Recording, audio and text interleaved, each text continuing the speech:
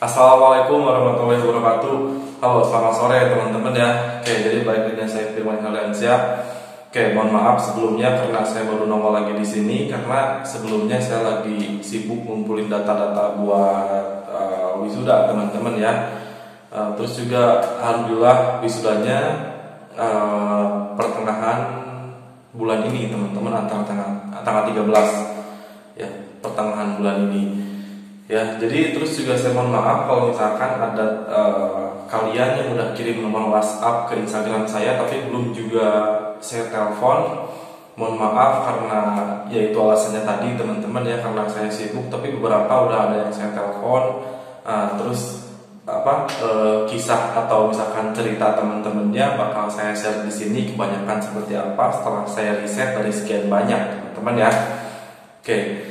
Jadi sebelum ke pembahasan juga di sini saya mau nanya kabar teman-teman ya. Apa kabar buat kalian yang nonton video ini? Semoga kabar baik, kabar sehat selalu, bahagia selalu teman-teman ya.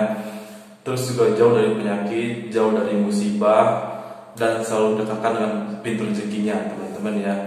Amin. Oke, sebelumnya mohon maaf kalau misalkan suaranya agak bergema karena saya di ruangan kosong teman-teman ya. Oke, sekarang saya mau bahas kenapa kalian terkena anxiety ya, karena setelah saya riset, setelah saya teleponin kalian diantaranya misalkan ya, atau misalkan kamu yang lagi nonton video ini terus sudah saya telepon dan itu kebanyakan nanya, padahal saya udah jawab ya, tapi dia nanya masalah sensasi gitu kan ya, itu langsung ke tengah-tengahnya, tapi enggak di awalnya dulu. Maksud saya kebanyakan teman-teman itu nanyanya langsung kejauhan, enggak dari akarnya dulu, enggak dari penyebabnya. Jadi tiba-tiba tahu nanyain ini gimana tanpa saya tahu apa penyebabnya, tapi kamu langsung jauh gitu ya. Nah itu saya paham karena orang anxiety itu pada dasarnya gemar menganalisa teman-teman ya. Itu menganalisanya karena ya kamu saking seringnya searching teman-teman ya, jadi belum apa-apa udah kesana.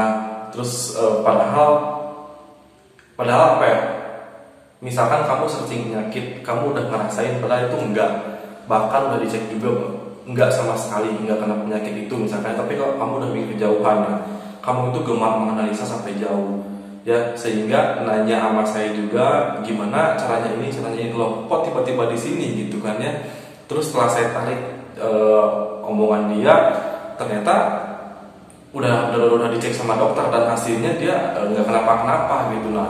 Terus kenapa nanya ke saya gitu, padahal dokter udah mendiagnosa dia itu baik-baik aja, makanya kejauhan. Nah setelah saya riset di sini, itu jauhnya itu sampai bilang kenapa sih harus saya kena anxiety ya, kenapa sih harus saya, katanya kebanyakan ya saya riset emang keluhannya seperti itu. Jadi mas kenapa sih harus saya, nggak orang lain, nggak siapa, kenapa semua ini harus ke saya gitu.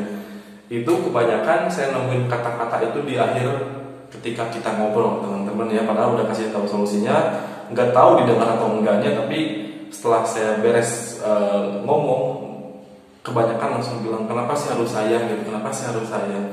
Nah sekarang saya buat konten di sini, kenapa kamu kena anxiety, terus kenapa harus kamu teman-teman ya. Oke, jadi pada awalnya cemas itu normal teman-teman ya, normal terjadi karena kalau misalkan kamu nggak punya rasa cemas sama sekali, justru lebih bahaya banget teman-teman ya.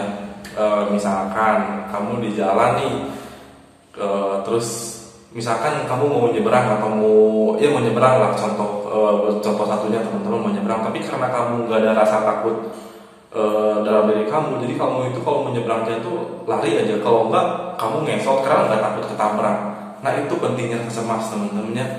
Terus contoh dua, misalkan kamu lagi di mana ya, lagi jalan, terus tiba-tiba ketemu harimau kayak atau apa gitu ya, tapi kamu malah diem, malah santai. Nah itu kan bahaya teman-teman ya. Jadi rasa cemas itu normal terjadi jika tidak berlebihan teman-teman ya. Nah yang nggak normal itu, maksud saya bukan nggak normal ya, kurang normal itu yang cemasnya berlebihan sampai berlarut-larut teman-teman lah ya. Jadi yang normal udah saya jelasin, kalau misalkan cemas normal itu kalau misalkan pribadi saya ya, kalau misalkan ketemu dosen atau sama dosen yang gimana gitu kan ya, pas mau ketemu takut, tapi cuma berapa menit. Nah ini enggak, ini bahkan sampai berjam-jam, berhari-hari, bulan-bulan, tahun bahkan teman-teman ya, karena banyak juga yang udah mengtahun di anxiety ini katanya teman-teman ya. Nah kenapa sih harus kalian yang kena anxiety? Oke teman-teman, kalau misalkan menurut medis ya, saya riset di Google, menurut medis itu karena ada faktor gen ya. Jadi kamu punya sifat pencemas dari gen kamu, apakah dari ayah, ibu, kakek, nenek, punya. Karena gini loh, saya bilang ada faktor gen itu sebagai orang gak percaya yang saya kelakuan. Kok ada faktor gen, padahal nggak ada kok. Nah di sini saya nggak semena-mena riset di Google atau misalkan semena-mena dengar dari kiri kanan, enggak teman-teman. Tapi di sini saya juga konsultasi sama psikiater, saya juga nanya kenapa harus saya kena anxiety, enggak mereka gitu ya, yang hidupnya seenaknya gitu ya. Saya pernah bilang kayak gitu teman-teman, tapi jawaban psikiater kayak gitu, salah satunya karena ada faktor gen. Ya kalau misalkan pribadi saya ada faktor gen ya. Setelah saya pikir-pikir ternyata ada dari orang tua saya.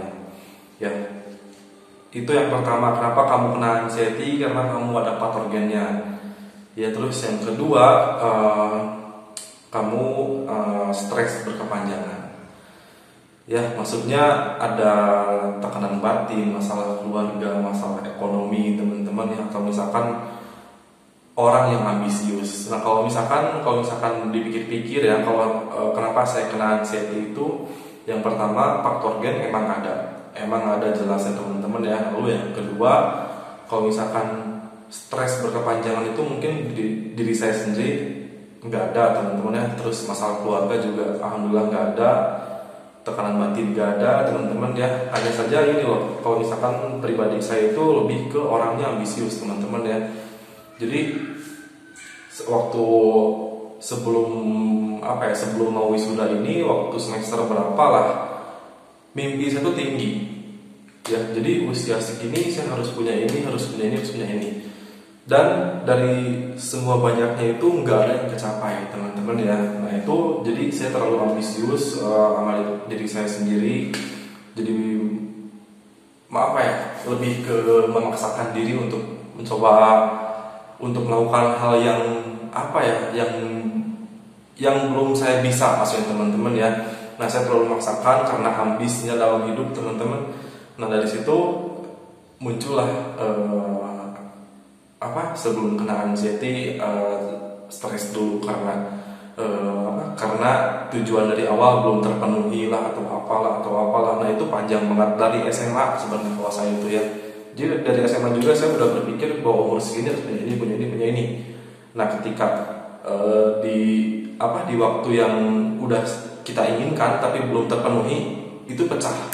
Dia jadi ngerasa kecewa sendiri sama kelakuan sendiri. Kenapa sih buang waktu kayak gitu. Nah jadi nggak santai hidupnya teman-teman ya. Itu kalau pribadi saya, tapi nggak tahu kalau misalkan kalian teman-teman ya. Nah coba kamu pikir-pikir deh, apakah ada faktor gen atau stres berkepanjangan, tekanan batin, tekanan keluarga, atau misalkan masalah ekonomi teman-teman ya. Lalu berikutnya ada riwayat trauma psikologis di masa lalu. Ya ini bisa kalian perhatikan masing-masing teman-teman ya, apakah ini pokoknya di masa lalu kamu punya masalah tragis yang merusak psikologis kamu teman-teman ya. Jadi buat kamu trauma sampai dewasa ya. Oke, jadi selanjutnya kalau misalkan itu kan hasil 3 poin itu saya riset di Google ya, Kalau misalkan menurut pribadi saya, kenapa kamu kena cemas? Yang pertama ya, kalau menurut pribadi saya, karena Tuhan tahu dan Tuhan sayang teman-teman ya. Yang pertama, kenapa Tuhan tahu? Karena Tuhan tahu bahwa kita bisa melewatinya. Jadi belum tentu orang lain bisa melewatinya. Jadi kita dipilih buat kena penyakit ini teman-teman, kena penyakit cemas ini karena Tuhan juga percaya bahwa kita bisa kuat di momen ini. Yang kedua, Tuhan sayang sama kita, jadi bukan berarti Tuhan semena-mena ngasih penyakit ini ke kita terus tanpa ada sebab atau apalah, jadi seenaknya, enggak kayak gitu teman-teman ya. Jadi Tuhan sayang sama kita bahwa di balik semua ini ada 1000 hikmah teman-teman. Jadi nggak semuanya penyakit sedasi nggak kayak gitu teman-teman ya. Contoh misal, kalau misalkan kamu ngerasain setelah kena cemas ini, coba ilmu apa aja yang bisa kamu dapat teman-teman ya. Contoh misalkan kamu jadi bisa tahu mana makanan yang baik, yang kurang baik di lambung teman-teman ya. Terus juga kamu bisa jaga pola hidup kamu lebih baik lagi, karena orang cemas itu kan dilarang begadang. Nah setelah kamu kena cemas, kamu nggak begadang lagi, itu baik atau buruk? Itu baik kan buat kesehatan kamu. Ya nggak, coba pikir-pikir apa aja sih hikmah setelah kamu kena cemas ini. Jadi nggak semuanya menderita, nggak teman-teman ya. Jadi berubah pola pikirnya.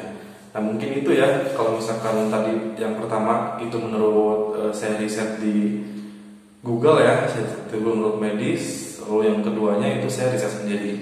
Jadi kalau misalkan menurut saya pribadi, kenapa kamu kena anxiety? Jawabannya adalah karena Tuhan tahu dan Tuhan sayang sama kamu teman-teman ya. Oke, jadi itu jawabannya teman-teman. Kurang lebihnya saya mohon maaf kalau misalkan ada kata-kata yang gak enak, atau misalkan masukan yang kurang, karena saya juga masih belajar ya, masih butuh banyak pengalaman atau ilmu gitu teman-teman ya. Karena intinya saya masih belajar di sini ya, sama-sama belajar. Yang pada intinya saya pengen satu hal, saya pengen kalian semua dengan versi kalian sendiri ya, itu lebih asik teman-teman. Oke, jadi mungkin kayak gitu aja videonya. Kurang lebihnya saya mohon maaf. Oke, assalamualaikum warahmatullahi wabarakatuh.